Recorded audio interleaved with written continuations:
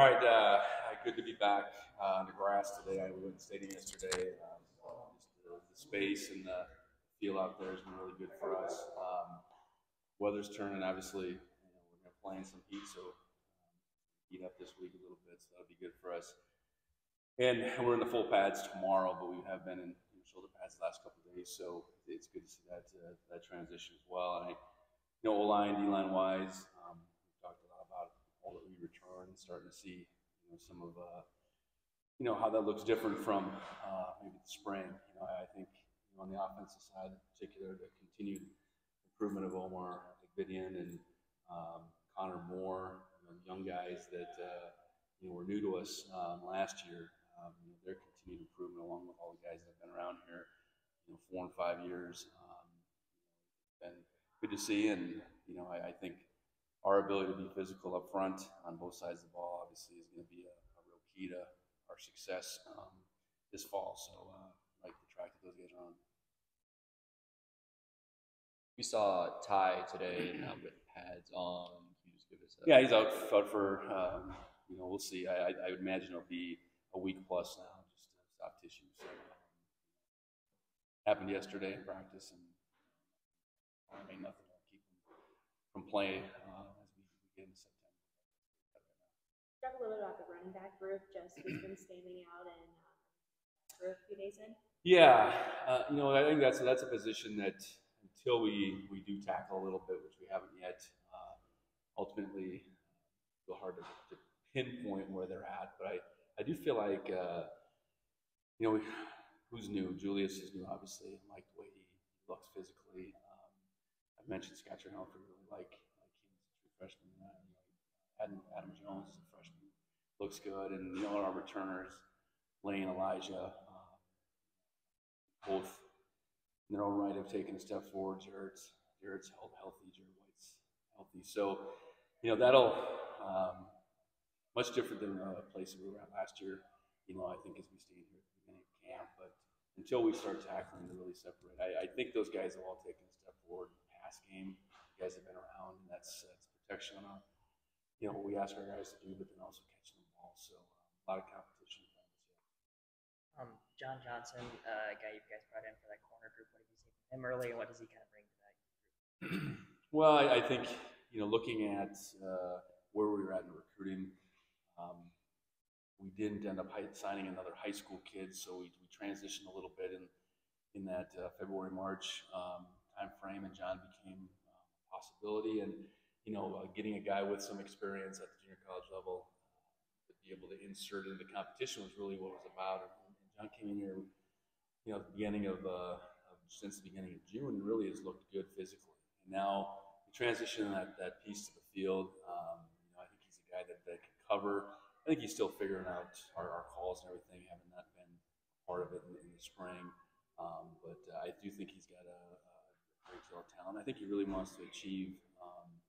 So throwing him into the mix, it's been good. I think that's another position where we've been thin the last couple of years. We think about it, Simeon's played almost every game, but then otherwise it seems like we've been revolving door as far as who's been opposite him, who's been available in games. I don't know that we've had too many games. We've had more than 3 available in the last couple of years. I think now we got the potential for 4, 5, 6 guys that are competing for those spots. Spoke about this a little bit a couple days ago. It's the first time that I've really seen the competition kind of ramp up. You said some really important. We saw some individual battles. Saw you get a little frustrated when you're hitting each other, tackling with shoulder pads on. But how has that competition level been in your eyes? Like, are you encouraging a little bit more? Do you like what you're seeing? No, I think, and when we say competition, it's there's so many things other than getting to the ground. That's where when we're not tackling, we want our guys staying on their feet. Football's a game that needs to be played on your feet. If you're a guy that's on the ground too much, that probably doesn't bode well for you on Saturday. So, no, I liked how the guys have gone after it, and I think it's certainly within position groups. I know I've said it, but it's how our O-line's making our D-line better and vice versa because of those matchups that we're getting. And same goes for receivers, DBs, and then you think about tight ends, linebackers, running backs, linebackers. So it's really that across the board. And I think our guys are to the point now. They know generally how to practice against one another, make each other better, go after it while still protecting one another at the same time. I mean, that's really that fine line that you want to have the guys understand. And for the most part, we've done that. Sean was talking about you wanted to see them grow more as passers. So what did you see early on from Tommy and Sean and the quarterback room so far? Yeah, I think one thing is just patience, and I felt like both those guys, you know, taking off and running is a strength of theirs, but you want them to sit back there and progress through harder reads. And I thought Tommy really grew in the spring, and I think that's continued. And while Sean was out there in the spring, I think he's taking that to heart as well. Because using their legs is going to be something that's going to be hanging in there, and trusting the protection, trusting what they see is still, I think, an area that the quarterback can always grow. Are there any, you mentioned the cornerback, but any position battles that you've gotten a little bit more clarity on just in the week so far? I don't know. I think until we get through this week and we have had the element of tackling a little bit, I think it's hard. We haven't done a lot of situational play to this point. We did a blitz drill today, which was just first and second downs. We haven't gotten really any third down stuff, any goal line red zone. So I think until we get through this week and we've gone through a lot of situations, we do have 3 of our next 4 days are in full pads.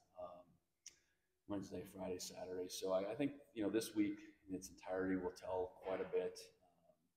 And that's what we want it to be about. I think these next couple of days we can move some guys around for no other reason than to just put them in different positions. I think, looking at the O-line, having some of those veteran guys really truly be capable of playing 2 positions has got to be a strength of ours.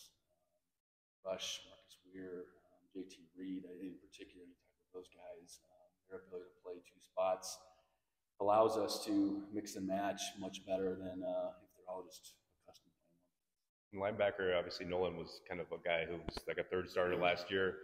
Is that kind of where Cole Bullock is, or any other guys kind of in that spot right now? Well, I think right now, Cade O'Reilly. I think Cade's had a really good calendar year so far, really good spring. He finished the year and played a little bit more at the tail end of the season last year, and I think he gained a lot of confidence through that. So, he's picked up right where he left in the spring, and so Nolan, Danny, McCade right now would be 3. Now, there's not a definite that we can't play 4 either, and then it's Neil Daly is a name I would certainly mention. Cole Bullock would be in that conversation. And then his place kicking, has there been any, I guess, momentum or change with the? I think to this point, it's been gradual just to build up reps and consistency with that group. And same thing. I think like any of our positions, we got to get those guys in situations. It's not just about going out there, snapper, holder, kicker, and not having anybody, any other elements be part of it. So until we get some kicking and some live 11-on-11 situations,